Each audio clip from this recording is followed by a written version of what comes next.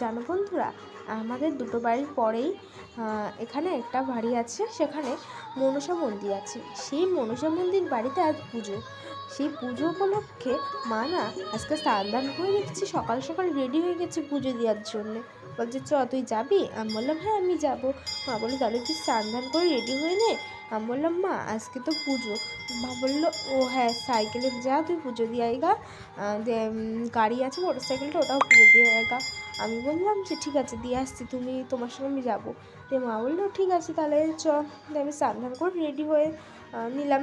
তারপরে মা বললো চুলটা বেঁধে নে, কারণ চুলটা ছেড়ে কোথাও যেতে নেই, যেহেতু সেই জন্য চুলটা বেঁধে তাড়াতাড়ি করে চলে গেলাম পুজোর ওখানে। তো মনসা মন্দিরে যে গিয়ে না আমার খুব ভালো লাগলো, ঠাকুরটা না খুব সুন্দর জানো তোমরা। আর মনসা ঠাকুর কার কার প্রিয়?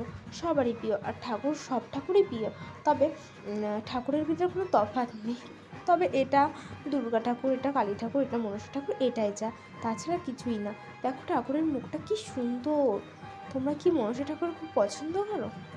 না না না না, এটা বলা ঠিক না যে মনসা মন্দিরে ঠাকুর থাকে, এবার সব ঠাকুরই সবার পছন্দ হয় না, এইটাই আসল কথা। তো তারপরে সবাই আস্তে আস্তে পুজো দিল বলতে যেই ধূপকাঠি বাতাসা এগুলো এনেছিল ওগুলোকে ওনার কাছে দিয়ে দিল, আর নমস্কার করলো, ঘন্টা বাজালো, চলে আসলো। এটাই পুজো। মানে এখানে প্রত্যেক বছর পুজো হয়, ওখানে দিয়ে দেওয়া হয়, সব নিয়ে নেয় ওরা।